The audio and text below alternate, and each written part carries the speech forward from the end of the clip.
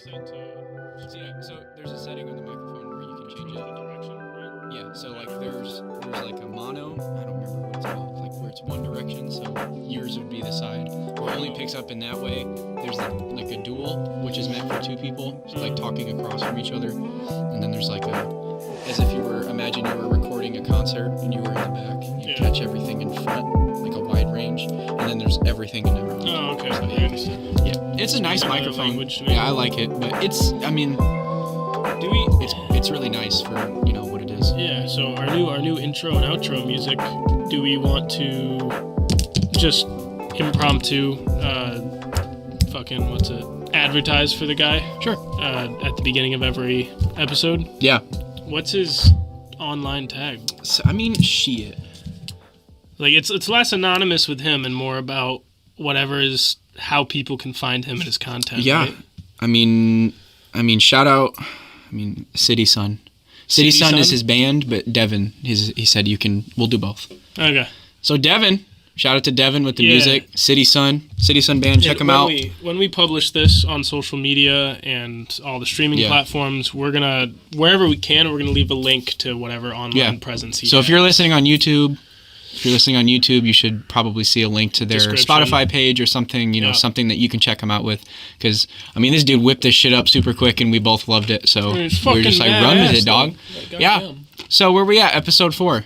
Yeah, episode 4. This is the last episode before we can finally upload some shit. Yeah, we pre-recorded about a month's worth of stuff just so we could have some time. Yep. See the launch of it, see the patterns. But yeah, we're fucking rolling with this shit, dude. I love it. We're aiming for an episode a week. Yeah, I don't know what day yet. We haven't really decided what day we want to release. Oh yeah, do we want a drop day? We'll figure that out.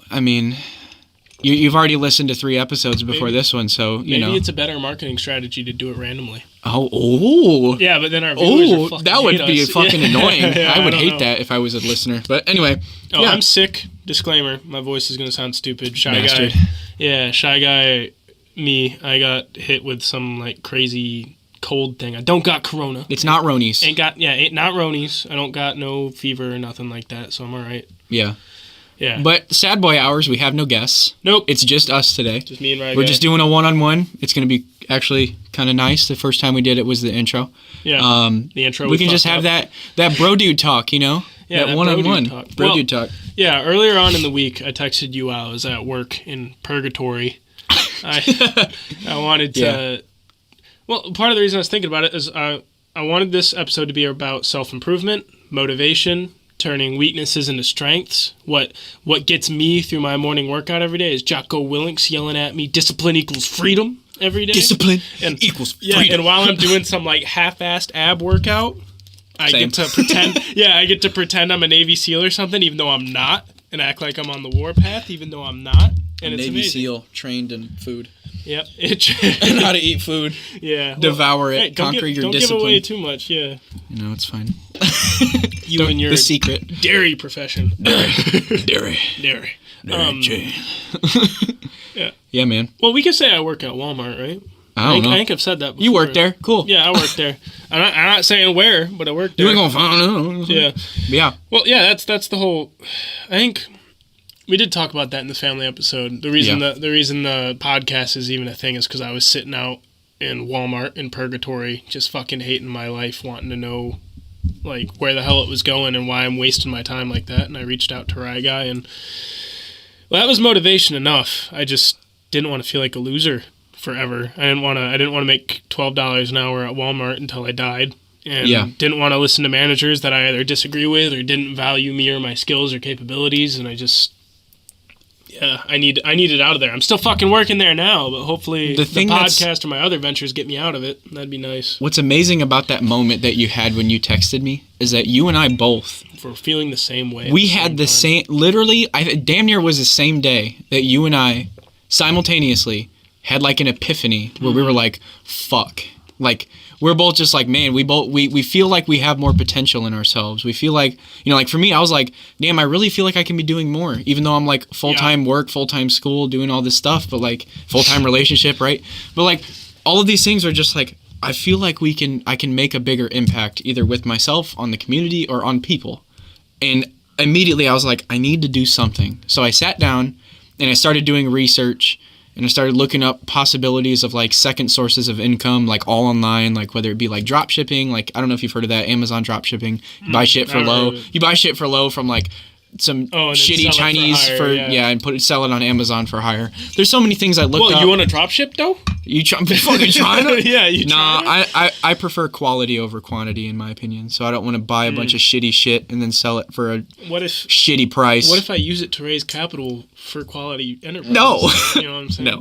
Okay. The moral behind it is like I'd feel terrible selling a product that I knew was shit to somebody. Because it's low key kind of theft and it's terrible. Like you're taking someone's money for a product that you know that's gonna break in like 2 seconds. And a product that you know is cheap. That you've never probably even held in your hand. So like anyway. But man, it's like I know it's money, but viewers aren't gonna like me here. Quality over quantity. That's what I'm saying. They're gonna quality see my over uber quantity. Capitalist side come out. Dog. Right. But epiphany.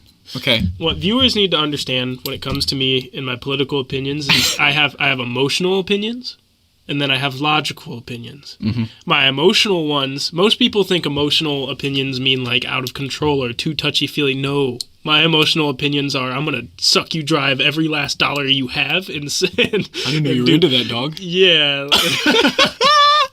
Yeah, that sounded pretty gay. That's okay. That's okay. It's the 21st century. No, my emotional side is let capitalism run rampant because it's part of the human spirit. And my logical side is we need a controlled economic ecosystem so that capitalism can exist without burning down the forest like a wildfire. Yeah. Yeah.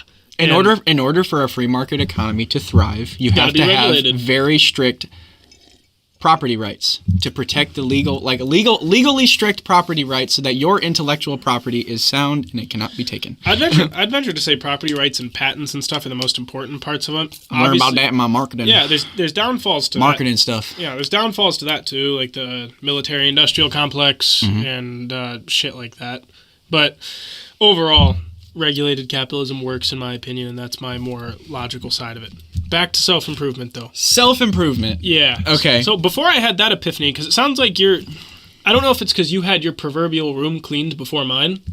I don't know. But when I quit football and came back from college and started working at Walmart again over the summer, I lost 100 pounds. I went from 350 pounds to like, fuck yeah, dude. Now I'm 245 and I fluctuate a little bit based on water weight or what I eat and stuff. Hasn't been easy.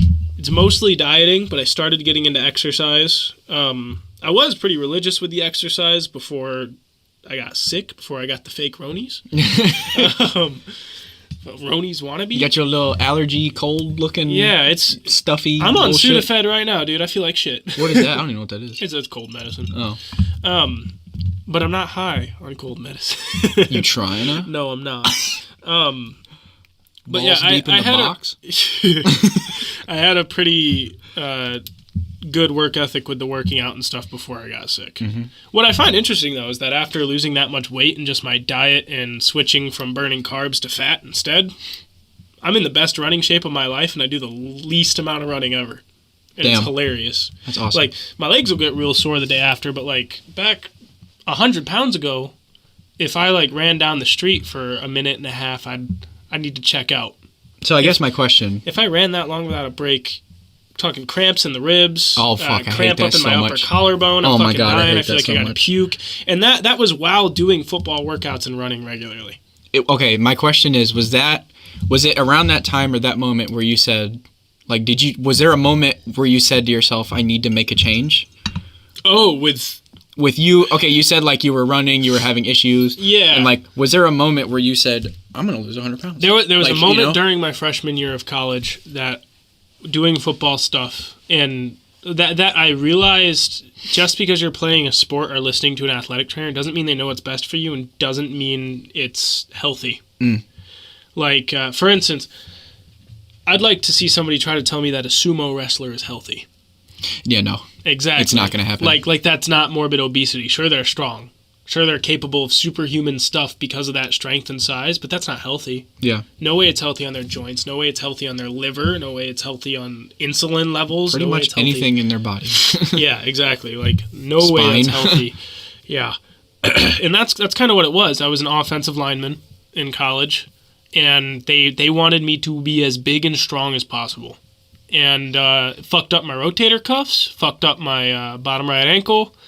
I got a little bit of knees issues. My lower back is directly correlated to stress for some reason. That developed during football. If I get really stressed out or anxious, my lower back tightens up and I get spasms and all these issues. I go through the part of my self-improvement kick. I go through some of the craziest stretch routines every morning when I wake up, because if I don't, I'm damn near broken by the end of the day, and it just fucks everything. Like, it'll fuck up my whole day if I don't do lower back stretches in the morning. Really? Yeah, and that I directly correlate that to doing crazy fucking. I used to squat 600 pounds. Woo, buddy. Yeah. I could only dream of doing 600 pounds. And I could deadlift more than that. I could do about half that. I could deadlift more than that. Dude.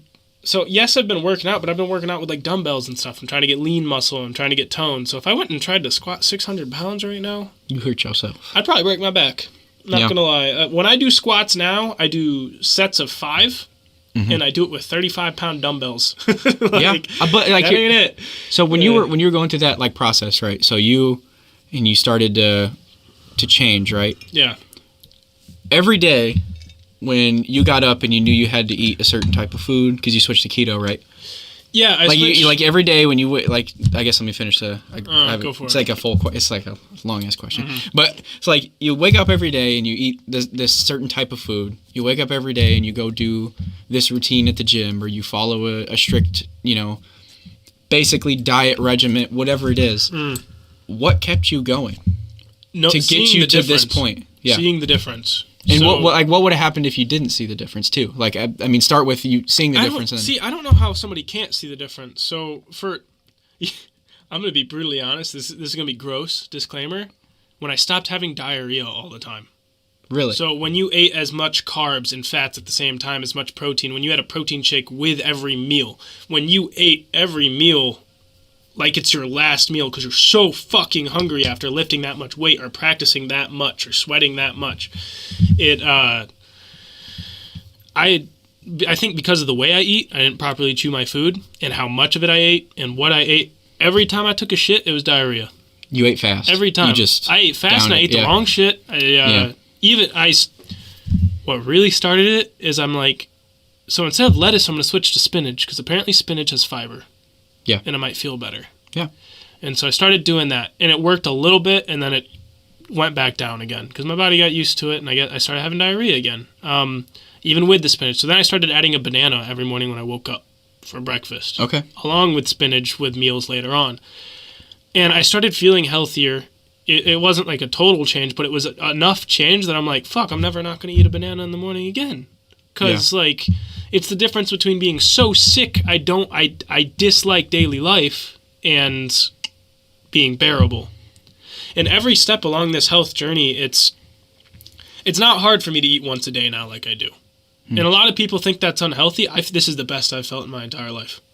Yo, I mean, granted, when I eat once a day, I eat a lot, but I chew my food properly now. And when I do eat, it's no carbs, no sugar. Not even, apparently your body produces vitamin C if you don't raise your insulin. I've heard about that study. Yeah. If you don't raise your insulin, your body produces vitamin C. So I don't even eat fruit because that's sugar, even if it's natural sugar. And I ate a rotisserie chicken today at Walmart for my lunch break. A whole goddamn chicken. It's all I've eaten today. I go as long as I can throughout the day because the longer you go without eating, as long as you eat the right food when you do eat and you don't wait too long, the more calories you burn, the more fat cells you burn.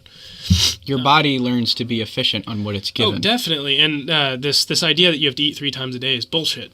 Yeah. It's hunger cues, and that's what I quickly learned. So I have cheat days every once in a while because our friends go out somewhere because mostly with my girlfriend. For the viewers, we'll call her photographer. That's what her gamer tag is. It's photographer. Okay. So when me and photographer hang out, she wants fast food. She's got a really high metabolism, so she's skinny and looks beautiful, all right? But she eats like shameless. Shit. Shameless. Yeah, shameless plug. Well, I love her to death, all right? Oh, yeah, there you go. She eats so much worse than I do. So physically and appearance-wise, she gets by unscathed eating like shit all the time. But I can tell from the hormone imbalances, some of the decisions she makes sometimes, some of her mood swings and stuff. And I talk to her about it. I'm like, what'd you eat today, babe? Like if I'm on the phone with her while she's driving to work or something, she's bitching and screaming about something because this guy stopped in front of her. I'm like, "What'd you eat today?" She's like, I had a piece of toast for breakfast." I'm like, all right. So you didn't get any protein, you didn't get any fats, and because your insulin's raised from eating nothing but carbs. Oh, she got. No, she doesn't put butter on her toast. She puts something else on there. I don't remember what it is. Nutella? Something like that. But dude, Nutella? Never had it. You never had Nutella? No. Well, now that I want to try it for the first time, I ain't going to fucking do it. It's full of sugar. Yeah, pretty much. I talked to her about her diet, and then I explained to her the science behind it, and then she logically is like, oh, shit, so my hormones are out of whack, and it's making me, like, bitchy towards the world. I need to chill out. And it normally works out that way. Yeah. And I'm the same way. My anxiety spikes. So this makes it really easy to stay to the diet. My anxiety spikes through the roof if I have a cheat day. So now when I have cheat days, I try to let myself eat like 3 meals or whenever I'm hungry, but I don't deviate from keto. Yeah. Because when your insulin spikes and you get all these issues, you have issues, man. It's not healthy. I need to eat more fish. That's something my diet's still missing, even with the protein and fats. I need more magnesium, B12, B6, that kind of shit. Yeah. Fish oil. Red meat helps a lot with that too. It does. People hate red meat, but I mean, if you eat everything in moderation, it's all right. Let's choose benefits. This was explained by some doctor dude who's fucking jacked. Motherfucking doctor dude. Yeah, he was on the Joe Rogan Johnny podcast. Sins? No, not Johnny Sins. He is a doctor though. He's a doctor. He's a therapist. He's a construction he's worker. everything. He is basically God. Okay, anyway. Joe Rogan had this guy on the podcast. He's jacked. He's actually like really old, but still breaks like weightlifting records today and stuff for his weight class or something. What's his name? I'll look it up later. Yeah, we'll look it up later. He only eats meat. He's not even just keto. Oh, the carnivore diet. He's only carnivore. Okay, I've heard of that. He's jacked. Everything's perfect for him. And the way he explained it is he's like, high cholesterol and all these issues really, it's not 100% proven that they cause cancer or that they hurt your body all that bad. What is proven is if you eat high cholesterol, high fat food with a carb diet, it fucks you up. Mm-hmm. That's when it makes you the fattest. And when you get really fat and you get a fatty liver and you've got a bunch of fat cells, you can get diabetes or you can get heart disease or all this shit. There's no direct correlation that eating only red meat or only meat does that to you. It's only if you combine it with everything else. Right. And then, not to mention, he cited this source where apparently the rats or mice that they did the red meat test on or something, probably rats, because rats are probably more likely to eat meat. Yeah. That they did the test on, they gave them a carcinogen to make it more likely to develop cancer, to see if red meat causes cancer. So it was a false study. Yeah, and that's what everybody says about it, and this is like one of the most cited studies ever or something for that. But regardless, when I deviate from the diet, I feel awful. I get diarrhea almost immediately the day after. I don't even have to eat very much fiber anymore, by the way. Yeah. Your body I feel fine unless I deviate. You only need to eat a ridiculous amount of fiber if you, for whatever reason, if your insulin's high. I don't know what... Insulin seems to be the hormone or whatever that controls your whole life when you're a fat person, I guess. Speaking of insulin... Type 1 diabetes. I have diabetes, okay? Yeah. Okay. But I do have type 1 diabetes. And I was diagnosed 5 years ago. And type 1 is the genetic one. There's a common misconception. You sniff. Yeah, I had to sniffle. What are you doing over there? Whoa. Cocaine. No. Smarties? Crush him? Dude, people did that shit in middle school. I know, it's stupid. Diabetes. Yeah. Listen. So I was diagnosed 5 years ago. Actually, damn near today, 5 years ago, whenever we're recording Wait, this. you've only had type 1 diabetes for like 5 years? Yeah, so type 1 is genetic. Type 2 is not... Did you have issues before that? Not that I know of, no. Not up until like a month before I was diagnosed, yeah. It's weird, I don't know. Yeah, that's the genetic one, the one that you can't change, the one that you did not cause. Type 2 is the one that you caused based on your decisions and your actions. Sometimes some people's, there's a lot of things where some people are more have a genetic proclivity. They're more susceptible to get type 2 diabetes based on... has a genetic proclivity for it, and that's part of the reason why he diets and does keto a little bit too and stuff. So, yeah, I mean, so you had your moment, and I had my moment. I mean, when I was in the hospital, like I went to the nurse in the school, and I knew something was weird because my mom's boyfriend at the time, he was type 1, and he said, "You're going to the bathroom a lot." He's like, aren't you going pee like every 20 minutes?" And I'm like, Yeah, I never thought anything weird of it. Wait, what causes you to go pee every 20 minutes? Your body's trying to get out the sugar. So it's trying to just push out any of the bad shit, because the sugar builds up in your bloodstream, and it builds up pretty much everywhere. So your body's trying to just like, I can't think of the word, just push it out. So it makes you pee, but it also makes you thirsty as fuck. Yeah, on cheat days when I introduce sugar and carbs, I piss a lot, and I'm making the connection right now. I didn't know that. That's weird. You start to get super thirsty. So I literally always had a drink in my hand. Like the day before I went and got this checked at the nurse at the school, like I shit you not, I drank like a 12-pack of Mountain Dew. I had Gatorades constantly, waters. I had, everything you can think of. I was constantly drinking stuff, and I never quenched the thirst. So I went to the nurse and I got my sugars checked, and they were 518. They were supposed to be between 70 and 120. Oh. So they were unbelievably high. But the thing is I didn't feel different. I didn't feel weird because it became my new normal. Like I didn't feel anything different. I didn't know how good I could feel on this diet. And you feel like shit, but you're used until it becomes the normal. Yeah. And then until you stop feeling like shit is when you realized, holy shit, I felt like shit. So from your perspective, you probably had 2 to 3 days of feeling awful, like you were sick or something? It was probably, I probably felt like crap for a long time, and I didn't realize it. Okay. And then I went to the hospital, and I was at the lowest weight I ever was, because an acid will form in your bloodstream when you have sugars that high for so long, called DKA, diabetic ketoacidosis. And it'll start eating away your body. Does that happen in type 2 at all? I don't know. Because I was about to Maybe. say, if that happens, I feel like it could. I feel like it could. Okay. That's a common misconception, is that people with diabetes are fat. That's not always the case. Well, I know type 1 doesn't have to be that way at all. But I weighed 119 pounds. I was skin and bones, and I didn't realize anything different. Earlier, a month before that, I was like 150 pounds. I lost 31 pounds in a matter of a month because my body was failing, and I didn't even notice. And it's fucked up because I never looked at myself in the mirror. I never did any of that. And when I took a picture of myself, and I don't have it with me, I can't find it, and I want to find it, but I took a picture of myself in the mirror, and it was the saddest thing. A skeleton or something? It made me so upset to see that. It didn't help that you already had a high metabolism. And you already and I was already called. Dude. I was already called short. I was already called a skinny guy. I was like, you're so skinny. Well, you're a skeleton. Like already. For some background of this, how weird your body must be. Every group get together we have with the boys, or like a family event, 4th of July. Almost every year we do a big 4th of July event. Yeah. Merca. You eat as much or more than me. Yeah. And that was back when I was 350 pounds. I do have a high metabolism, but dude, it runs in the family. There's not enough room in your tiny body to do that. What the fuck? when you're called skinny all the time, and then you find you're like, whatever. And then you finally see it for yourself, and you start to really feel those judgments of other people saying stuff to you. Yeah.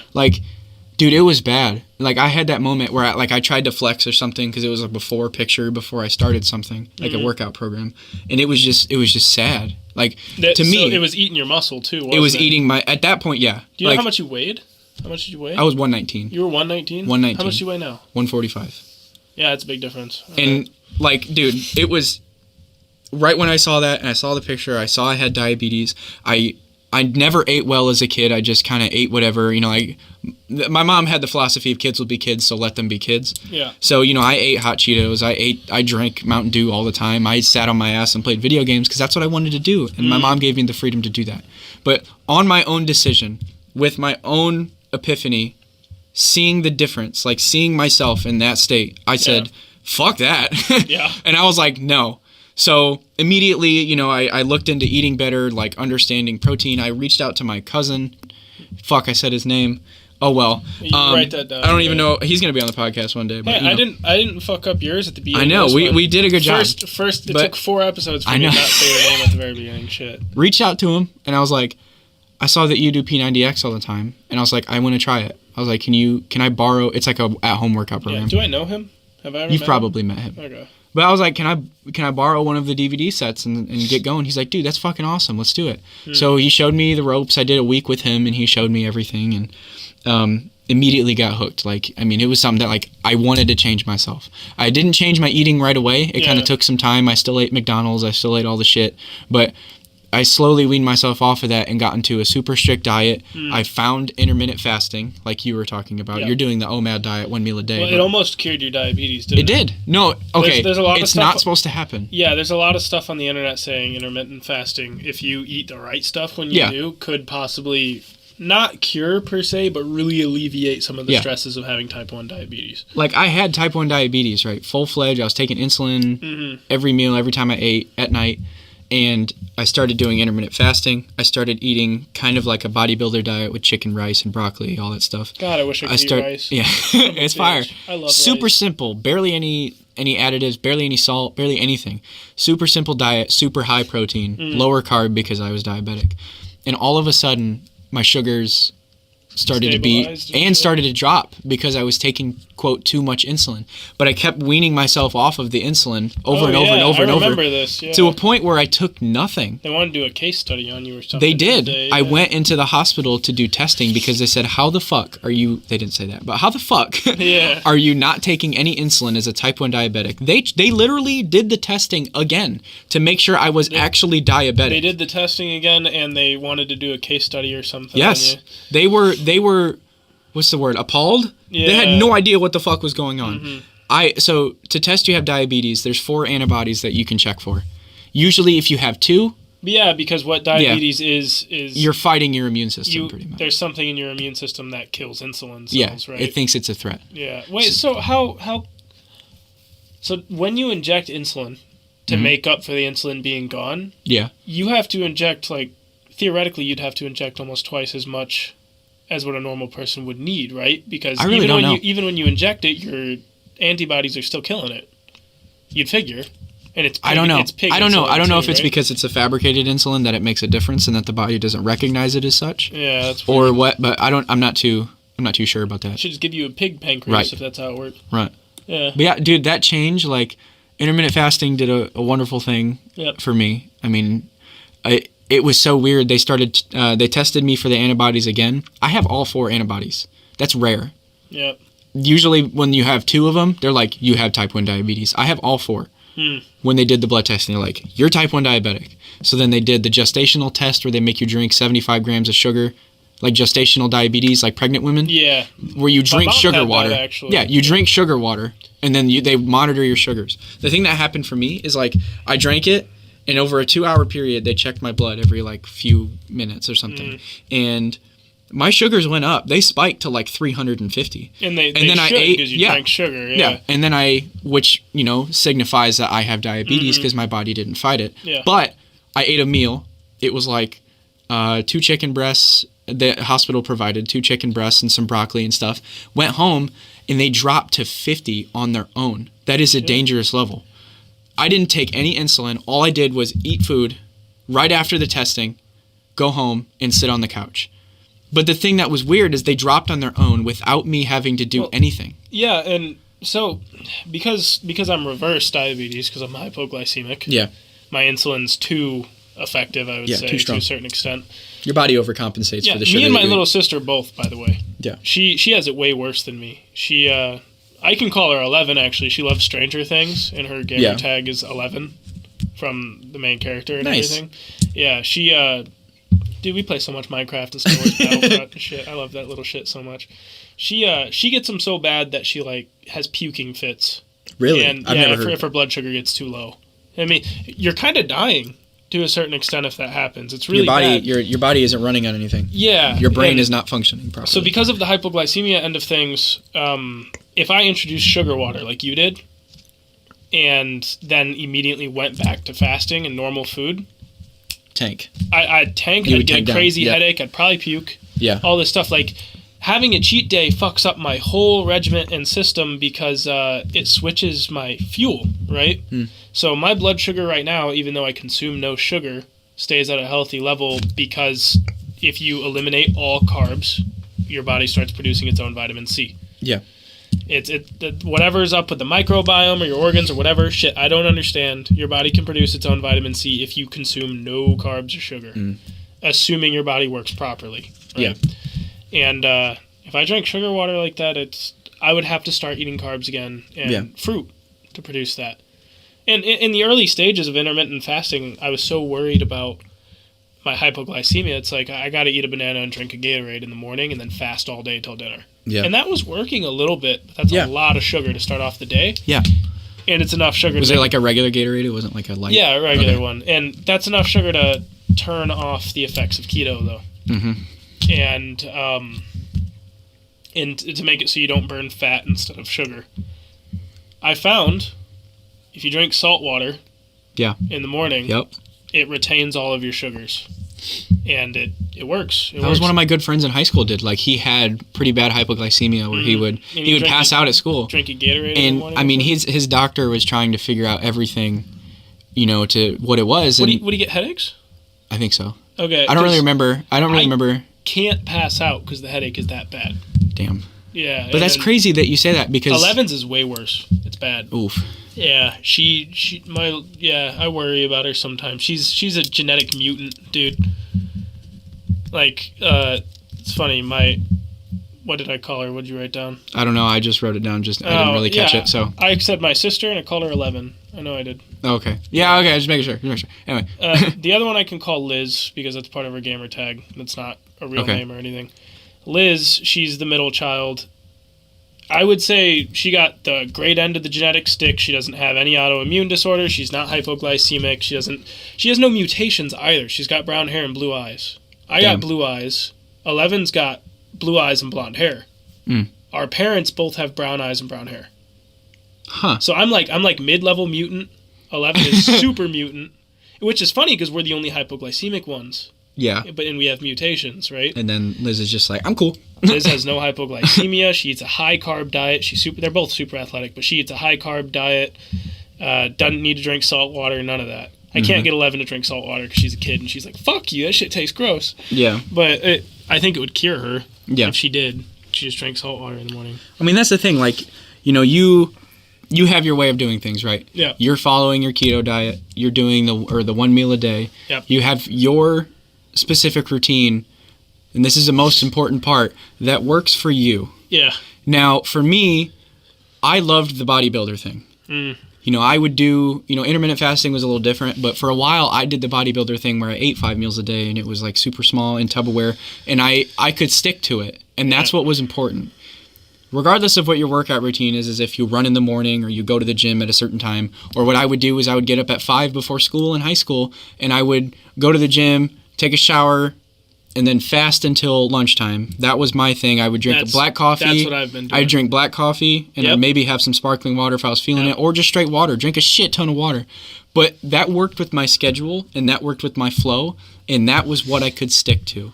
And what most people do is they see these fad diets, they see these things that most people are doing, and they see these crazy results pictures that are usually photoshopped. Them immediately.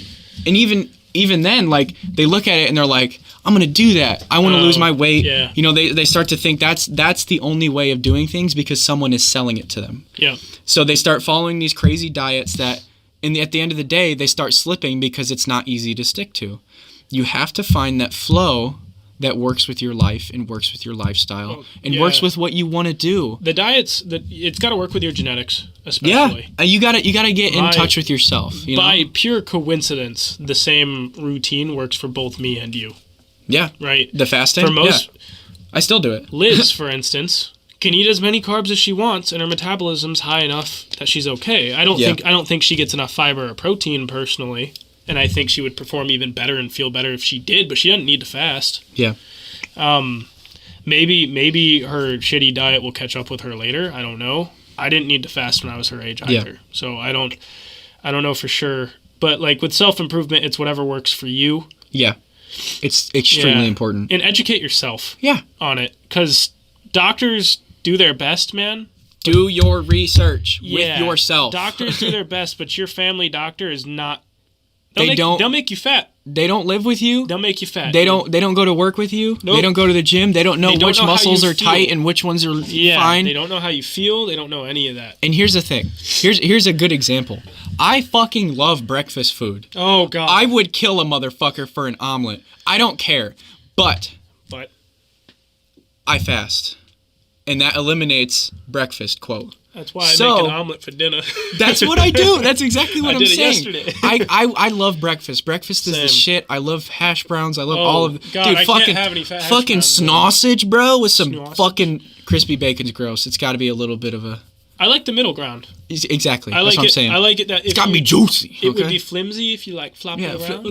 Yeah, it would be flimsy. Flaccid bacon? Yeah, flaccid. So you don't want it totally flaccid, but you don't want it totally rock hard either. Yeah, that's gross. You know what I'm fucking saying? Bart. Middle ground. Yeah, but, like a porn star's dick. Fact.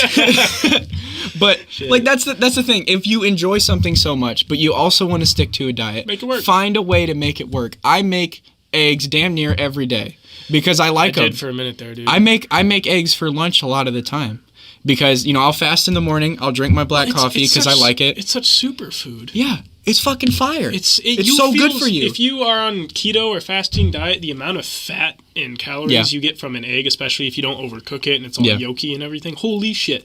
My dad made pulled pork, all right? I made sure he didn't put no barbecue sauce on it, that people put their own barbecue sauce on it so I could eat the pulled pork because barbecue sauce is full of sugar. Yeah. Sweet baby Ray's. Oh, yeah. Fire. And I love barbecue sauce. I can't fucking eat it, though. I got this huge bowl because I eat once a day. I eat a good bit when I eat. I got a huge bowl, put all this pulled pork in it, cooked up eggs, like 4 to 5 sunny side up yolky eggs. Yes. Put them on top of all that pulled pork in the bowl and put a bunch of shredded cheddar cheese on it because cheese is a superfood too. If you're not carnivore, if you're just keto, cheese, try to make sure it doesn't have carbs in it because some cheese does randomly. Naturally, sometimes Most of them don't, though. Especially shredded cheddar cheese, no carbs. I fucking sauce that shit with shredded cheddar cheese, and then I break into the egg. The egg's like its own barbecue sauce. The yolk's like its own barbecue sauce to a certain extent. I just fucking demolished that shit. It was so there you good. Go. That's your way of doing shit. It was amazing, and it's good. It's not good for picky eaters, though, man. This can apply in anything. It doesn't have to be food. It doesn't have to be working out. Find what works for you. God damn it.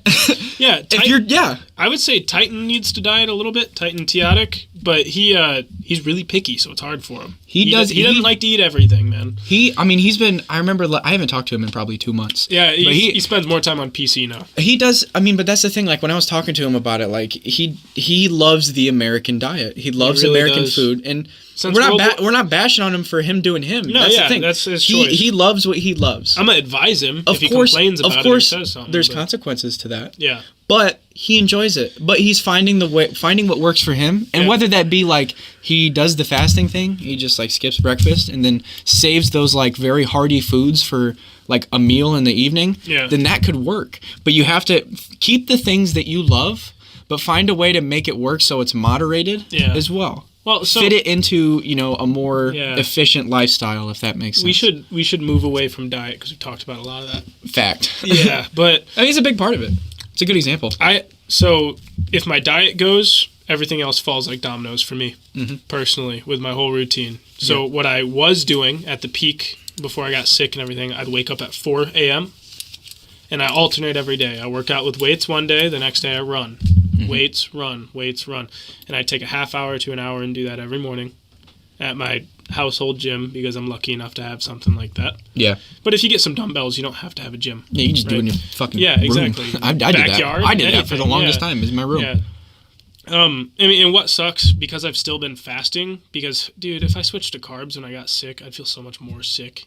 And I'd have diarrhea on top of my issues. Not a good time. Yeah, so you're gonna have a bad time. Exactly. Yeah. Get some help. So I kept fasting. The problem with that is if you don't use it, you lose it with fasting. So I've already seen some bicep shrinkage, some calf shrinkage. Actually, it's almost outside in. The farthest out appendages start losing it first until you will lose your muscles so fast if you fast and you don't take care of it. Yeah. Yeah. If you work out, your body will prioritize it and it'll stay. Make sure you eat enough fat to replenish, enough fat and protein to replenish whatever you use. Moving away from diet. When I was doing that workout routine, my life got significantly better. Starting off the day slaying a dragon like that. I said that last episode. And it's a Jordan Peterson thing. Especially, I think it really works for neurotic people who are more susceptible to depression and negative viewpoints and stuff like that. Yeah. They normally get anxiety and stuff too. I've struggled with anxiety my whole life. I attribute a good bit of that to social dysfunction and football. Okay. And everything that's hard is normally because I'm anxious about it. And I just got to look at it like it's a dragon that I need to fucking stab in the heart, dude. Yeah. Because that's what gets me out of bed in the morning. And that's a Jordan Peterson thing. And dragons are everywhere. And every day there's dragons to slay. Yeah. Every day. And slaying a dragon first thing in the morning sure makes you feel like you can go to work. Agreed. Yeah. Working out's a whole lot harder than working at Walmart. Like, how do you find that like, this isn't a question for you, but like, how do you find that boost in the morning? Like, what gets somebody moving, you know? Like, in general, like, your boost is, I'm slaying a dragon today.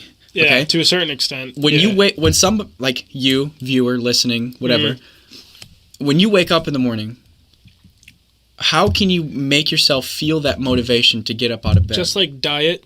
Yeah. Everybody's motivation is from somewhere else too. Everybody's different. Find that key factor that gets you up saying, I'm going to get up because I know I need to go to work, and I know I need to make some money because at the end of the day, I want to buy a house in 2 years from now. And normally, 3 years from now. That kind of materialist gain stuff can get people through. Yeah. Back in the day, it couldn't do it for me. Yeah. This lifestyle for me is such a new thing. During my social isolation days, when I still talk to the friend group on Xbox all the time, but I rarely saw you fuckers in person. Yeah. Right? Especially because of football. That took like half of my year. Every year where I didn't talk to anybody. And put on a fake personality and shit to get through it. I would have been content with being able to sit on a couch if you provided me with food, water, a place to shit and sleep, and video games. Yeah. I could, at that point in my life, I could do that till I died. That's all I wanted out of life. And my motivation to get through was become materialistically independent enough that no one can stop me from doing that. Nice. That was my motivation. I like that. It's not good motivation, though. But I like it. You found it. It's not a good purpose, though. It's really not. I met a photographer. That helped a little bit. There were loads of times at college where I'm running sprints or something, where I'm on my last fucking leg, where I feel like my rotator cuffs are about to pop out of my goddamn shoulders and shit. And I'm just sitting there thinking to myself, do it for her, because I'm providing us a future by being here on this scholarship type of thing. I ended up saying, fuck that, because I started reading an author called Ayn Rand. It's political, y'all, so don't read it at your own risk. You know. But Disclaimer. She proprietes a philosophy called objectivism. And it's about knowing your self-worth, knowing the worth of others. It's not about, most people will think it's selfish and that it's about being the best or about stomping on other people to get what you want. It's not. It's about viewing yourself in a transparent enough light to know your worth. But it's also about knowing that your worth can change. Yeah. There's room to change. And the first book I read, it was while I was home from winter break, working at Walmart, pushing carts. Yeah. Yeah. I was listening to this audiobook called The Fountainhead by Ayn Rand. It's about an architect who, I think it's either shortly after World War I or shortly after World War II or something. He's designing modern buildings in that time period. Oh, because it's not nonfiction. It's fiction, but in a realistic setting, right? And he, the whole world hates him, dude. And every once in a while, you get these real eccentric rich people or weird famous people who like his architecture. Yeah. And they it's the only reason he gets to continue. But the whole story is Howard Rourke, the main character, knows his worth. He knows what he's making is good, even though everybody else says otherwise. That's the whole point. And listening to that kind of success story and that kind of motivation really started making me ambitious for the first time in my entire life. Ambitious for more than just video games and food. Yeah. Right? Ambitious for more than just going to practice so my parents get off my back. Ambitious for more than getting good grades to get people to stop bitching at me so I can stay on the football team so I can keep my parents happy, right? Because fear can be a good motivator, but it's not good for your soul. Yeah. Right? Being a prey animal is not good for your soul. But that kind of objectivism, I looked at myself and I hated myself. Because I'm like, the fuck? Like, what the fuck? I'm like, what am I worth, man? What am I worth? And I didn't look to society to change that for me. I blamed society for perpetuating a system in which I can be worthless, right? Yeah. But the only person who's going to get you out of that, the only person who's going to slay the dragon that is society is me. It's only you. It's only me. And from that, well, I went back to school. I quit football. Yeah. I finished out my year there, though. I started dieting. I started my workouts. I mainly just started running like a fucking crazy person. Because running became super therapeutic for me. That's good. Because I'm a big dude, though. So I keep talking about my weight, but not my height. I'm 6'5". Yeah. Yeah. I can't go run on cement. My shins will fall out. My knees will fucking snap. Like I run on a treadmill when I run, but it got real therapeutic. I listen to podcasts, listen to music when I do it, all that kind of shit. And I found if I get my diet right, I feel a whole lot better and I feel good enough to work out. Right. When I work out, I feel good enough to handle life. When I feel good enough to handle life, I get ambitious. And when I get ambitious, my self-worth goes up. Yeah. I'd start taking on more responsibility. Yeah. That's me and Stonewolf are starting a business. I'm not going to say the business's name or what it is, but we're doing it. And me and you, RyGuy, are starting this podcast. Yeah. And you found your catalyst, you know? Yeah. Those are your catalysts in the morning. You know, I can't remember who I was listening to, but you have to set aside time.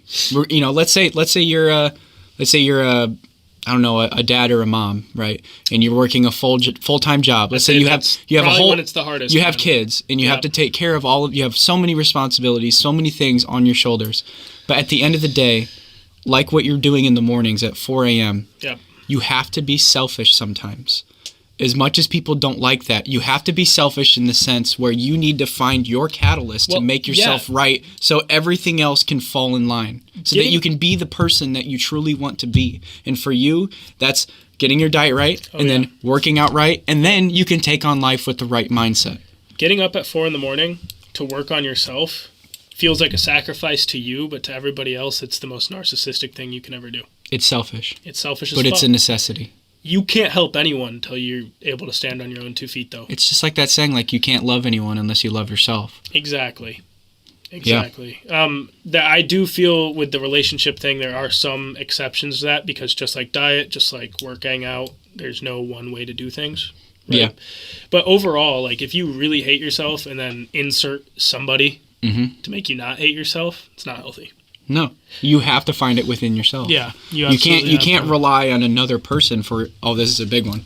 You can't rely on your significant other or other things in the world for personal worth or validation or happiness. Yep. Your happiness does not come from other things. It comes from you. And if you can't sit there and figure it out for yourself, you're not going to be truly happy. You know, you can sit here and say, oh, you know, you went through a bad breakup and you're looking at the person, you're like, that person made me happy. I felt like my truest self. Like, is that true? Like, ask yourself that question. Are you your truest self if it only comes from another person? Or it only comes from a video game that you play? Or it only comes from a porn that you watch? Or it only comes from a drug that you do? You're not happy. That's an addiction, or that's something horrible. Happiness comes from within. It's only within you that you are truly happy. Is the goal happiness or is it purpose though? I think happiness comes from finding the purpose. Anybody who watches Jordan Peterson is gonna like start grinning at me. Yeah, because really sounding like him. Is happiness the goal, or is having a purpose that produces the byproduct of happiness the goal? I think what you said is right. Because that's how Peterson describes it, and like I don't agree with 100% of what Peterson says, but like, man, he made me go from like anarchist to moderate. So like, he's got some sway, man. Right. Moderate in logic, not in my emotions. I'm still pretty. If you ask me, like, if you woke me up after a night of drinking and joking around and I'm half out of it and you ask me, is the government worth anything? No, it's not. No government. None. I swear to God, it's not worth anything. I fucking swear. Exactly. But if I'm logical, if I worked out that day, if me and my woman are getting along, if all that shit's good, we need the government. Yeah. Exactly. Joe Rogan's got this joke. He's like, before a president or an important politician or military general makes an important decision, they should have to jerk off first. And he's serious. He wants this to be legislation so that they have clarity of mind when they make bad decisions. And you know, oh my like, God. I kind of agree. I'd rather, like, let's make Trump walk on the treadmill for an hour first. Right. Give him a Diet Coke first. Give him a Diet Coke first. That's a sidetrack. I'm not going to go there. Yeah, we don't need to go there. But there's this other thing, too. Like, this is, finding the lifestyle that works for you. But, like, before I got into a relationship with, what is it, Doodle? Is that? Yeah, that's what you're calling it. Before I got into a relationship with Doodle. And then Memory's girlfriend is Genius. Yeah. I think, the thing about being selfish with yourself so that you can be right in whatever you're doing, like, I want to make sure I'm right with this relationship. I want to make sure I'm at my 100% at all times. And one of the things that I noticed, this is learning from your failures in the past relationships that didn't work out, is that I only put all of my fucking time into that one person. Yeah. And I started eliminating friends. I started eliminating family. I started eliminating time with them, time for myself. I've been there, dude. And that's and that was one of the big things for me is like when oh fuck, I said her name. Oh well. Doodle. When we sat down and we were like, let's do this. Like, let's be in a relationship, I don't like being the person that's like, let's set some ground rules, But that's kind of what it came down to, is like we talked about our situation, I set ground rules. But like okay, but like that's the thing. No, like, it's good, yeah. We set There's our no one thing, way like, to do things. And I said, I have to make time for friends. I was like, even if there's moments where, we really want to spend time together, I'm like, it has to be a point where you spend time with your friends and I spend time with my friends. Yeah. Because we have to have that time with other people that we love and care about to maintain those long-lasting relationships, and we don't just throw them out the window, because they are a huge part in our life. And whether that be a selfish thing where like, I need to spend time with my friends, fuck you. That's not the point. It's that you have to live your life in a solo way as well while you're in a relationship too. Because you have to do the things that are right for you. And the age that we're at, we might not be the best people to be preaching this, but like I've been in some pretty, crazy relationships towards the end. And at the end of the day, you have to do things for yourself in a relationship so you can be at your 100% to give to the other person. Well, yeah, to draw the parallel, it's the same reason we think the president should jerk off before pressing the nuclear button. Yeah. It's if you aren't taking care of yourself, you can't take care of somebody else. Yeah.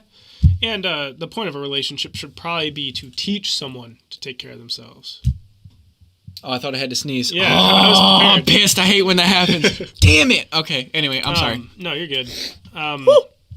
For instance, a lot of me conquering my anxiety to a certain extent, or coming to terms with it. I always say conquer it because I'm really proud of it, but I didn't conquer it. I had to make a deal with the devil to get my anxiety in check, dude. Damn.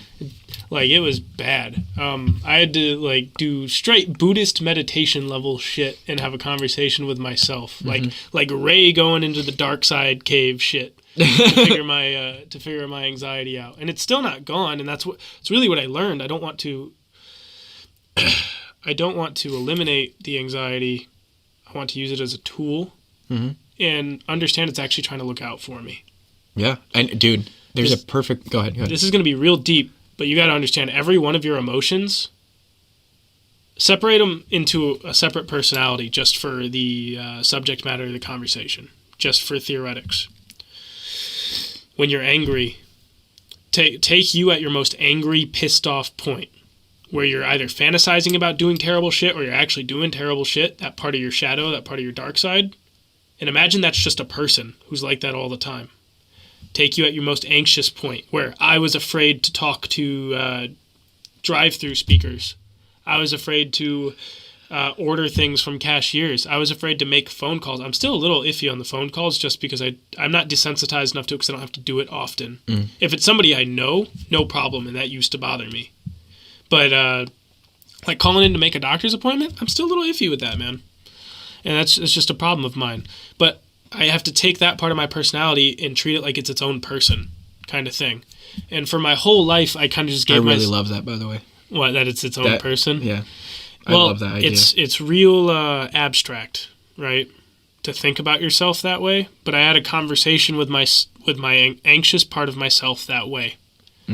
And while I hate calling it meditating because I feel like there's a negative connotation with that. There's no negative connotation with or it's stereotypical or something. No, I don't know. Don't think of it that way. All right. Through meditation, I had a conversation with the anxious part of myself, and I realized the more I tried to kill it, the more scared and annoying it got. Because when I'd get anxious, I'd have to give myself a pep talk. I'd have to be like, you're a 6'5", 350-pound tank. You're sick as fuck, dude. How are you afraid to talk to somebody? How are you not able to piss in the urinal when somebody steps up next to you? Because you're not afraid of your dick size. Why are you freaked out? And that was a constant thing for me. And I'd have to give myself these pep talks like, stop being a little bitch. All the time. It kind of sounds like this guy named David Goggins a little bit, right? The Navy SEAL dude. He sounds like he's got some anxiety that stuff badass too. dude. Yeah. And I instead had a conversation with my anxious self and said, you know what? You've been doing a good job. You're an alarm system. You're there to warn me about things. It's just like the movie Inside Out. Yeah. The more they suppressed sadness, the worse sadness got.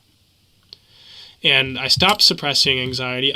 Instead of telling myself to stop being a little bitch, if I get really freaked out, I have to appease anxiety sometimes. Talk about it like it's a different person. Be like, all right, anxiety, listen to me. Here's what we got to do today. We got to talk to this person for this reason, and if we do that, we can do this. And I go through my whole to-do list, why I'm doing things, motivations for doing things, and he chills out. Yeah. Anxiety's not some big shadow monster that's trying to pull me under the proverbial waves and drown me all the time like I always pictured it as. It's a little kid in the corner just freaked out. Yeah. And since then, I've been able to talk to people, and now I've started looking people in the eye, and that helps a lot. That's good. Yeah. Man. Yeah. Took me a minute. Yeah. That's the best way I've ever articulated that. That was perfect. I tried doing that to my dad the other day, or not the other day, when I figured it out, like a few months ago, and he's just like, what the fuck are you talking about? He's like, you high? Bro, you high as shit right now? Yeah, it's funny. Man. I mean, that's just like the thing, like, like conquer your demons. But that's the thing, like you said, you can't picture them as demons, or else it'll make it worse. It'll make your whole situation worse. Absolutely. I think people need to realize everything's a relationship as well. It's a balance.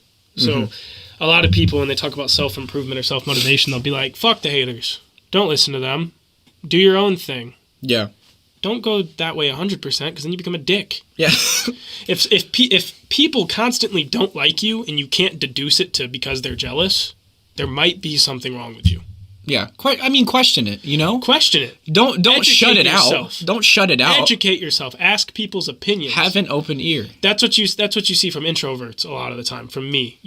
I'm sure you've seen me ask members of our group, what do you think about me? When you describe me, how would you do it? Like, I really interrogate other people about how they feel about me, but I don't take that as if it's the full truth, because as soon as I talk to that person, I go talk to Badger about it instead. Yeah. And I take the conflicting opinions. I'm like, do I need to make a change? And what you're doing is probably one of the best leadership qualities that you can have. You have an amazing leadership quality right there. Because you can listen to opinions. Let's say you have a team of your own, okay? And Matt, let's say our friend group is your team, and you're walking up to them as a manager or a leader or something, and they're coming to you, giving you criticisms. They're saying, the way that we do stuff is shit. I fucking hate it here. I don't like our friend group. I don't like anything that we do. Everything's wrong. This is awful. And you can step back and then go get another opinion from another person and say, and they'll tell you, like, I love it here. I think it's great. Here's the pros. Yeah. You can sit there and take opinions from someone who like, you probably sat there and you're like, that person's really emotional right now. Yeah. They may be experiencing something. That doesn't mean there's no problem, though. Exactly. Yeah. You can take the bits and pieces of that. You can take the bits and pieces of the positive side, and you can take the logical reasoning behind it and think of a way to solve the situation. The best way to approach it. It's perfect. You sound like Jocko Willink when he talks about leadership and stuff. That is amazing that you said that. That is perfect. Thanks, man. I appreciate Honestly, that. like I'm not perfect either. Like I'm probably in no sense of authority to sit here. You have more of a leadership position in your career than I do, though. I mean, I was gonna bring up the interview with it too. Like I mean, a lot of the things that you're talking about are questions that they were asking too. Yeah. Like, they'll say, like you were talking about with your anxiety, like they'll say, how do you handle stress? Like what does it look like when you're stressed out? And you have to be honest. That's one of the biggest things is honesty, especially honesty with yourself. You know, you can sit here and lie all day and you say, oh, I can handle stress perfectly fine. I throw that shit under a rug. I'm like a fucking god. I'm a fucking beast. You gotta I'm out here a Greek god looking ass, okay? That's not true. Be honest with yourself and realize what you are truly like when you're stressed out. For me, like you said, like you separate it from yourself and you look at it. I'm kind of like that, but I use it as fuel. Yeah. So, like, let's say I had a shitty day, I'm really pissed off, you know, it just hasn't been a good time. I can separate myself and notice that I'm just being a piece of shit, and I can take that energy and use it to knock out a bunch of shit at the gym. I can use it to lift a crazy weight. And that's good. And you can take those, you know, like bent up or whatever you say, frustrations that you have or the things that you're experiencing, and you can notice that they're there. That's the biggest part, is noticing that they're there and take them and either use them in a positive light or just acknowledge they're there and kind of find your way to piece it out and get in your balance again. You know, it's perfect. No, that makes sense. What I do know for sure, though, I mean, obviously I'm more extroverted than I used to be. You can, ever since I quit very football. obvious,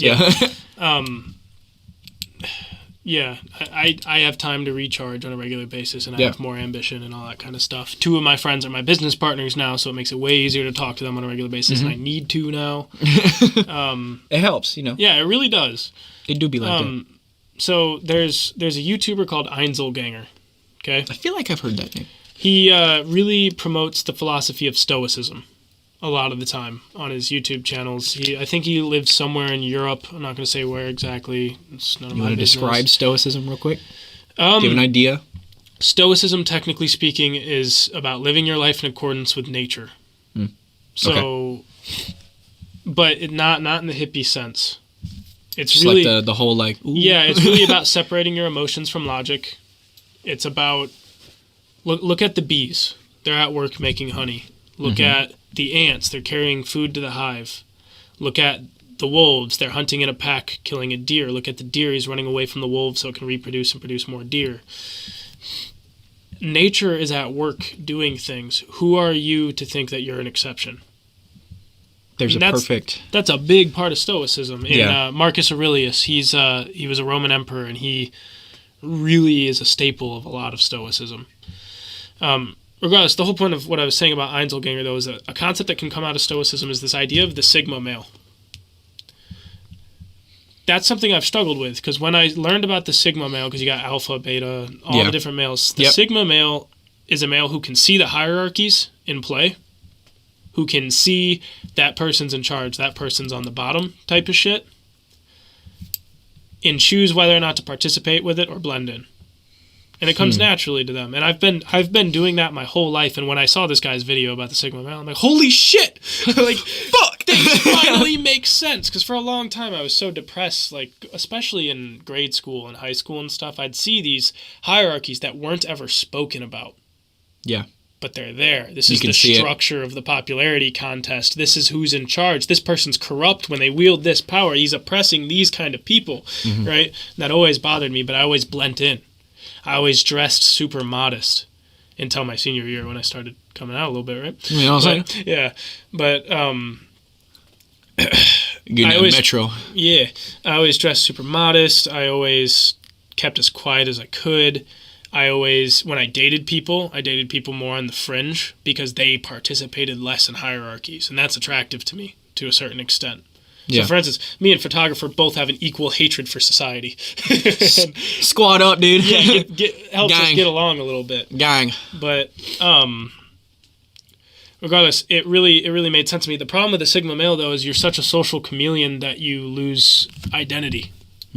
You lose, and that's where I have to be careful when I get other people's opinions. Because, for instance, part of the reason I started getting really good at conversing with people about politics and not just disagreeing with them about everything or trying to make my point the dominant point is Badger talked to me and said he described me as a maverick, as somebody who comes in and fucks up the conversation and says, this is how it is. And I present a good point of view and I back it up with logic, but I make everybody retreat.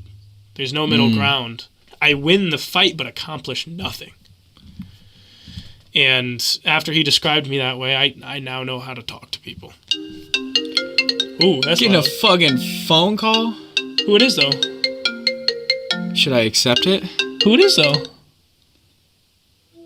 Hey. Is this the RyGuy? Yeah, welcome. You're on recording right now. We're recording right now. The podcast. What's up? Who is all on? No. Yeah. Quote, I just said his name. Fuck. Yeah. Yeah. ShyGuy over here. Yeah, the guests kind of fell through tonight because of scheduling and stuff. Dude, what the hell? I think we're having a good one, though. Yeah, I like this one. Yeah, so why'd you call today? Why are you chiming in on the podcast? Yeah, what it is, though? Well, I just wanted to know because our friend, I don't know what his... Redheaded surfer dude. The redheaded surfer dude wanted to, longboard tonight, and I didn't know if you were down for that or not. Yeah, sure, dude. Yeah, I don't know. Whenever this... Yeah. All right, well, just let me know when you guys are finished with the podcast. Okay. All right. All right, listeners. Bye, ShyGuy. Bye, RyGuy. See you, Bye. Brace. We got to keep some of that. Yeah, we definitely got to keep some of that in there. Assuming they heard him okay. I think they did. He came in pretty all right. Yeah. All right. I like his nonchalant tone of voice thing he does. That shit's hilarious. Oh, hey. Yeah, How you doing? exactly. Hey. How you doing? You recording today? You recording? Oh, hey, RyGuy. I love that shit so much. What was I saying? Oh, but I got to be careful with the chameleon thing because when you're super introverted and you really just want to cruise through social hierarchies without any resistance, you lose who you are. Yeah. You really turn into something else. And I do that the most with relationships. Yeah. Me and photographer started out really good because I erased my personality to work for her. Ooh. Yeah. Okay. And then we got really bad when I started figuring out who I was a little bit. And I'm like, you know what? Fuck social hierarchies and fuck turning into whatever she needs. And we had a super rough spot and it was awful. I remember we were talking about that. Yeah. I figured out who I was. She figured out who she was a little bit too because we grew up together. I met her in sophomore year of high school. Yeah. Spanish class. Motherfucking Spanish class. Motherfucking Spanish class. I would have failed that class without her, by the way. Yeah, that's great. Yeah. No hable español. So Stonewolf is going to kill me for that shit. Yeah, he's going to rip you into shreds for saying it. Because you were grammatically incorrect, but that's fine. Yeah. We got really bad. And then I learned some emotional control. I found Einzelganger, figured out I was a Sigma male, figured out how to stop being that 100%, figured out stoicism a little bit, figured out it's not always a terrible thing to suppress your emotions. A lot of people look at society and it's like men have to suppress their emotions. That's so terrible. To a certain extent it is. It's a travesty, but so is life. I don't think we should have a society where men can't have emotions at all, and with photographer I can. But I do have a role to fulfill in the relationship. Yeah. And that doesn't mean I never falter, because she sure as fuck falters all the time, too. You know what I mean? Neither of us are perfect, but I realized a lot of time I blame it on her diet, her family life, you name it, right? She can't always keep logic controlling her emotion, so I need to a lot of the time. That doesn't mean I don't get upset. I do lose my shit sometimes and either cry or get angry. We have a fight. Our fights are way farther apart now and way shorter now. Yeah. And I think a reason we fight a lot because we fight about the stupidest shit. All right? I mean, it happens. We just have really resistant personalities, and it's part of the reason why I love her so much. So much. Yeah, I love that she's rebellious to shit a lot of the time. It fits me perfectly, man. I mean, I think, right in the beginning from what you were talking about, you said it best in the sense where you need to find yourself. Yeah. I mean, for me, I think that's why this relationship that I have with Doodle has gone on for as long as it has. It's been over 2 years now. Because you knew who you were when you got together. Exactly. Yeah. And that's the thing, that people would see a crazy difference in where I started, at least in high school, and then where I ended in high school, on how confident I was with myself. Because I didn't know what I wanted. I didn't know who I was. I didn't know that at the end of the day I wanted to have a bunch of tattoos and piercings and maybe do fashion one day.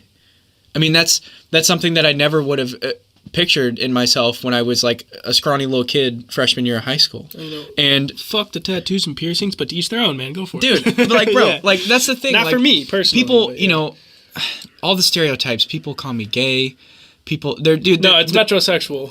But that's what I'm love saying. calling you metrosexual. It's fucking hilarious. I mean, I've gotten gay. I've been called a woman. There's so many different things. I know you ain't gay because Doodle's living proof of that. Yeah, So. but like, regardless, none of that matters to me because I found who I want to be as a person. Comfortable. I'm comfortable with me. You know, I wear my velvet Chelsea boots. I wear all my shit, but I love that. Those are stylish, dude. I love, you know, dressing the way that I dress. I love the tattoos that I have. I love the hairstyle I change. Maybe I'm not the right member of the group to shame you for your more feminine clothing because I kind of do the same thing. Regardless. I don't do it as much, but I do a similar thing. I don't think clothing defines a person. I don't think the way that you dress defines you. There's so many, you know, your personality is you. Well, it matters. And you have to find out who you are as an individual. Your clothing matters, though. Yeah. Because it'll control how people perceive you. True. I mean, but then again, people judge you in that sense. Yeah, that's like having a different shade to a color, though. So if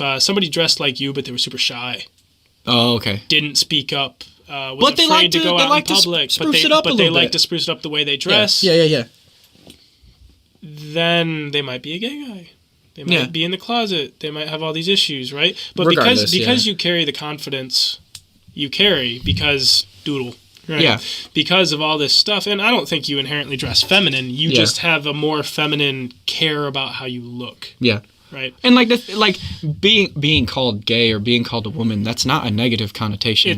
I think, you know, that just means that you're stereotyping other people in the sense where, like, so you're saying gay people like to dress nice? Yeah, absolutely. They look fucking awesome. Yeah, I mean, okay? Dude, it's the 21st century. Like, right? you be you, okay? Mm-hmm. Okay.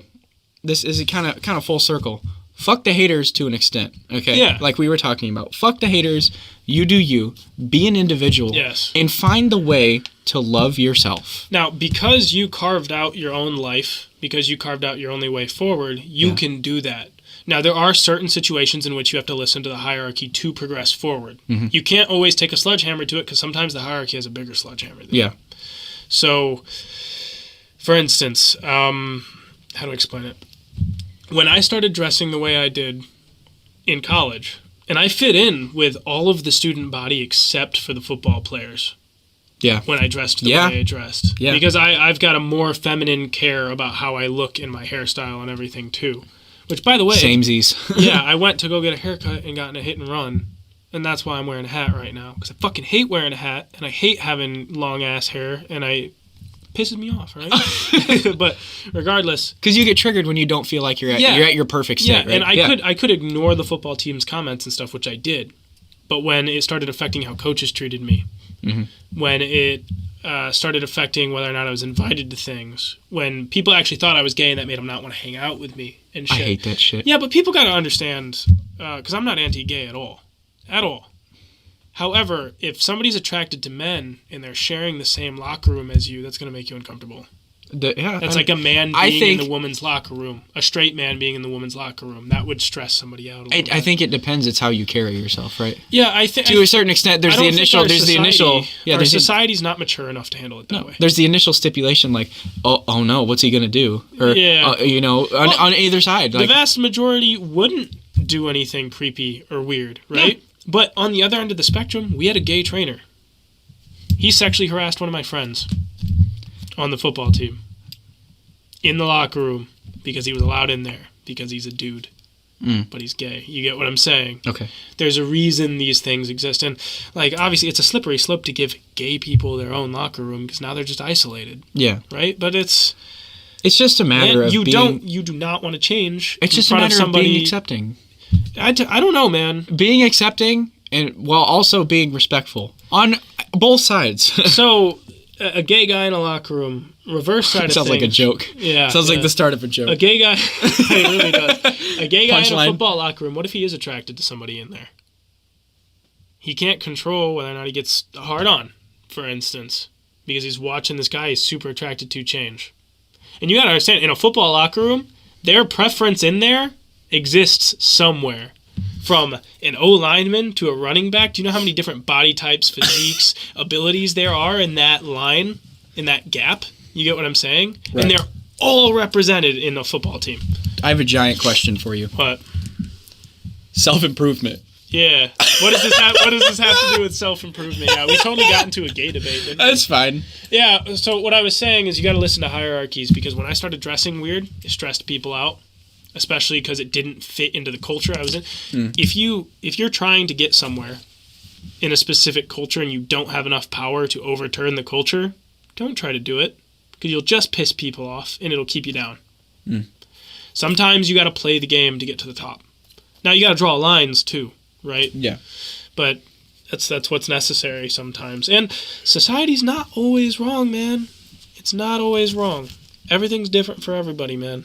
Yeah. Sometimes it's right, sometimes it's wrong. Every system's got oppressed people, every system's got oppressors. Nothing is perfect, ever. And you got to find a way. It's about coexisting with the system. Yeah. Be an individual while still being part of the collective, right? Yeah, that's the social contract, right? How are you going to be your own individual within the collective group of people? Exactly. Whether that be your friend group, is it society? Is it the country? Is it the world? Well, yeah. How do you make yourself stand out to which feel like you have your own purpose and you can be happy with it? Why do you dress nice? Why do I dress nice? Yeah. I like it. Why? Why do I like it? Yes. I'm getting psychological. Push it. I got it. Yeah. There's two sides to it. I would say there's two sides to it.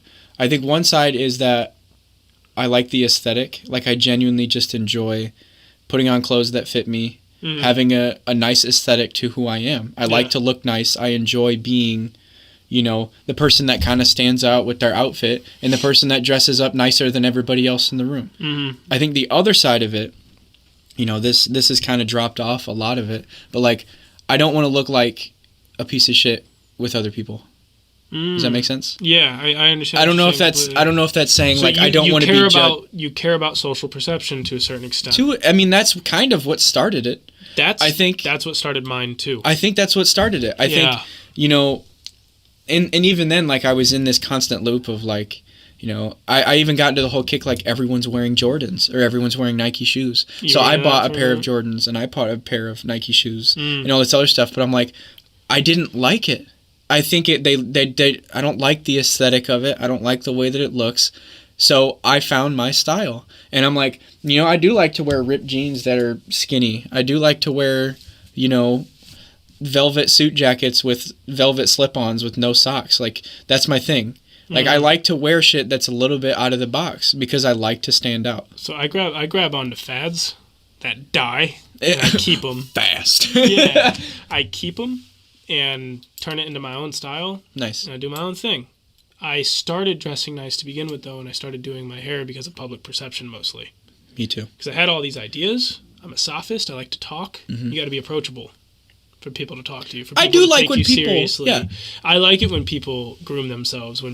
Plus, really hard to attract a potential mate if you look like a slob. Even then, I like getting compliments. Same. And Dude, it's so when okay. women compliment me, and I'm out here like, shit, you like my hair? Yeah. But that okay. Exactly. And that's one of the things, like, I'm perfectly happy with my girl, by the way. But yes. if another woman compliments me, it's nice. I mean, she probably likes it too. It's nice. Yeah. It's a nice. It brightens your day. It puts a smile on your face, right?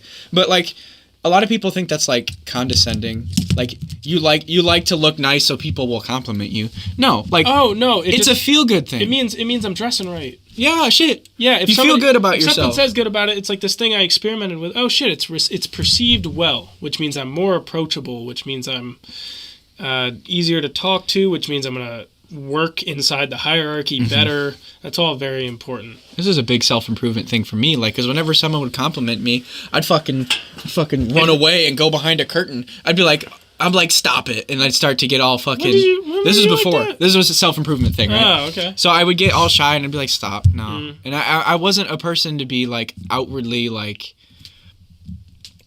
accepting of compliments or gifts or anything like that. I was really bad at it. But then I'm just like, fuck it. And like, when people started complimenting me, it started to verify the fact that what I was doing felt right. That makes sense. Does that make sense? Yeah. Like, people would compliment me and I'm like, yo, that's awesome. Like, buying these jeans was a good idea. You want to know where I got them from? Shit. Yeah, for real. Yeah. Like, it's a feel-good thing and it's positive vibes, right? When someone compliments you, you should thank them. And you shouldn't shy away and say, stop, I look gross. So I don't really like that. I don't like when someone's like, I look disgusting. Like, stop. Love yourself. Be confident with who you are. Rock the shit out of your outfit and your hair. Yeah, like, but we disagree a little bit. You should love yourself, but if there's something wrong, you should change it. If you're morbidly obese, you should diet.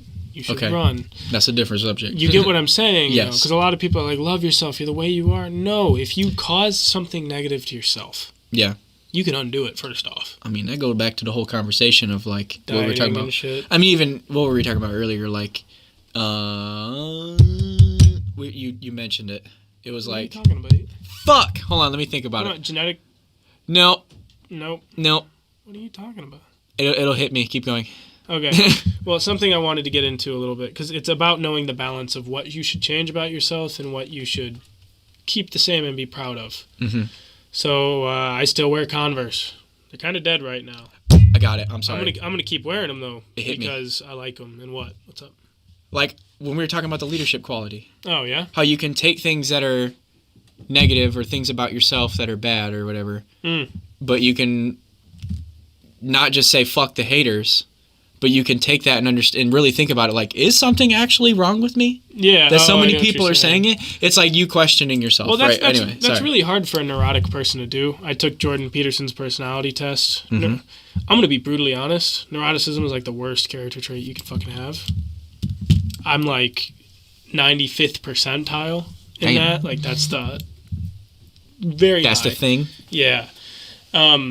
Where my anxiety comes from, everything. That's a skill I've developed, to take criticism and not take it to heart. I wasn't able to do that for a very long time. I think testing that out with our group of friends was the smartest thing I could have done. Best thing I could have done, yeah. Because you guys are like my brothers. You guys are like my family, closest friends ever. And you were the only people I were comfortable enough with to have that kind of conversation and take criticism from, especially Badger. Like me and Badger have been best friends forever, so that made it really easy for me.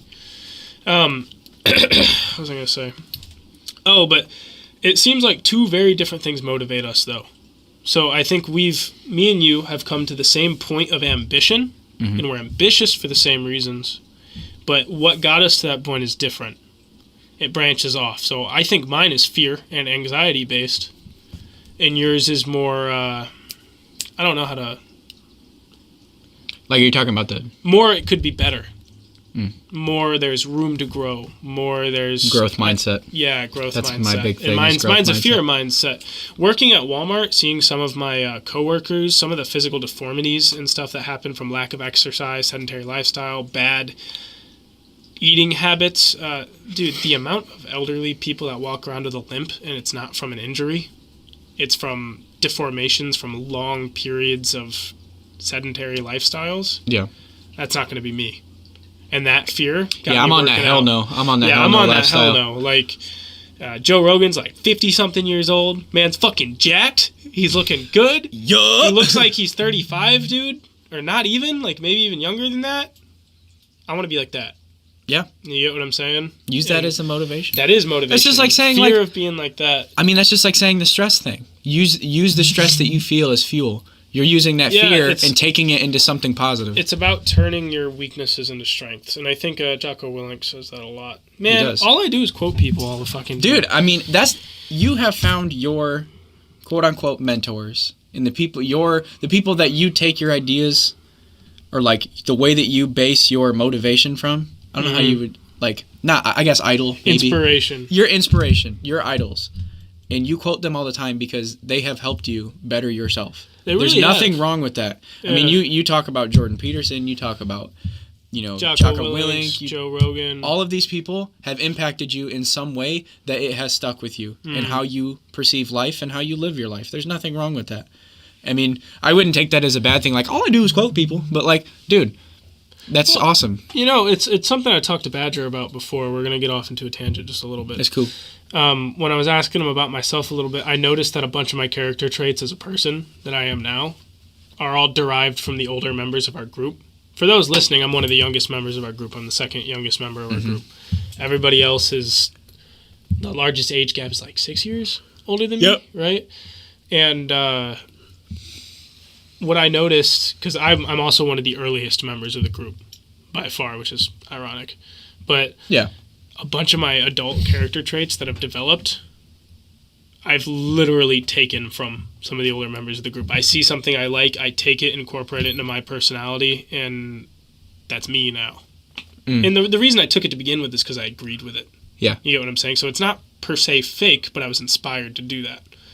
And I'm doing that from these inspirational figures of our modern day now, too, as well, for sure. And it's really important to maintain your identity during self-improvement, because I struggle a little bit going back and forth and keeping the balance of knowing what's me and what's just inspired by somebody else. Like in my own personal philosophy, there's no such thing as an original idea. Okay. It's always inspired from somebody else. That's true. That doesn't mean you're not creative, but to me, the highest level of creativity is putting your own twist on something that already exists. And that's how I view it. Right? I mean, there's a lot of examples like that. Well, that's what the podcast is, man. Yeah. It was inspired by Joe Rogan, and we're putting our own twist on it. Yeah. There we go. And I think at the end of the day, when it comes to self-improvement, or it comes to ultimately just finding yourself, you got to start by asking questions. Absolutely. About yourself. You know, you look in the mirror, or you see your lifestyle. Let's say look in the mirror in a figurative sense, right? Mm. Like metaphorical sense, yeah. You look in the mirror and you start to see things. You start to ask questions about yourself. You start to see things. It's that epiphany kind of. It may not be as immediate as it was for you and I. It could be a gradual thing. You start to see piece by piece. Ours wasn't immediate though. Yeah, it took me my whole life to get to this point, man. Yeah. It might look like that from a third person perspective, but it took me my whole life. I think, man, it's wild. Honestly, like it's there's so many factors that really play into self-improvement, that play into you becoming the ultimate person that you're supposed to be. I think everyone has a purpose, and when that purpose shines, it's everything that's happened to you that leads up to that moment. But that's difference in theological opinion. Exactly. I mean, we talked about that with Stone and everybody. There are some predestined purposes and stuff. In a way. I think you have to make meaning out of nothing, in my opinion. Yeah. And that's super atheistic, but it's not like I don't believe in anything, right? Yeah. Man, I don't know. And whether it be diet, whether it be you working out, whether it be you wanting to lose weight, gain weight, whether it be you wanting to get up earlier so you can work on a small business idea, whether it be you want to change your personality, you don't want to feel so sad or angry or depressed or anxious all the time. It all starts at asking yourself that simple question of, who am I? It really does. Who am I? Who do I want to be? Who am I and who do I want to be? You have to think about yourself in the third person and discover that individual that you want to be. Yes. And you can have so many people influence you in that way, whether it be negative or positive. You could have so many different things going on for you, but you have to ask yourself that simple question of, who am I and who do I want to be? It's hard. It's not easy. It's hard. I had to have a crazy disease hit me for me to be like, fuck, I don't like this. I'm changing it. And even then, there's so many other factors that play into why I dress the way I dress, why I wanted to have this certain style and aesthetic, why I wanted to work out, why I wanted to change my diet, why I wanted to set, quote, the ground rules in the relationship that I'm in, whatever it may be. Yeah. Everything in life will play up to those moments. And you have to notice those moments. You have to notice the little things. And when you start to be like, oh shit, this isn't what I want, all of those little moments and little details start to all come together. And you start to see it. And you start to see, damn, I think I might know what my purpose is now. Have an idea of who I am. Find yourself as an individual, and find that individual that you can be happy with and that you feel you have a purpose with. Find your message, find your theme. All right, and if I have one last piece of advice that I would leave, learn how to incorporate your shadow. There's a concept in psychology called the shadow. And for instance, earlier it's something I rediscovered. It's like rediscovering fire to a certain extent, right? I talked about talking to anxiety and anger and jealousy, all of these different emotions as if they're their own separate people, right? So now let's take all of those separate emotions in a big category and cut that category in half. One side are light emotions and one side are dark emotions. One side is civilized and one side is your shadow, right? And it's angels and demons, Aedra and Daedra, good gods, bad gods, name it as anything you want. It's a pantheon. And this is what's really important, is you see this in every polytheistic religion to date, right? And I think that's where we got the idea of multiple gods, is from ourselves. Is from the fact that you become a different person based on your experiences and based on how you feel, right? And our society teaches people to cut off their shadow to make you a more civilized, more controllable individual. Fuck that. Yeah. Incorporate your shadow. Don't let it run rampant. Don't let it get out of control, but turn it into a tool. Mm-hmm.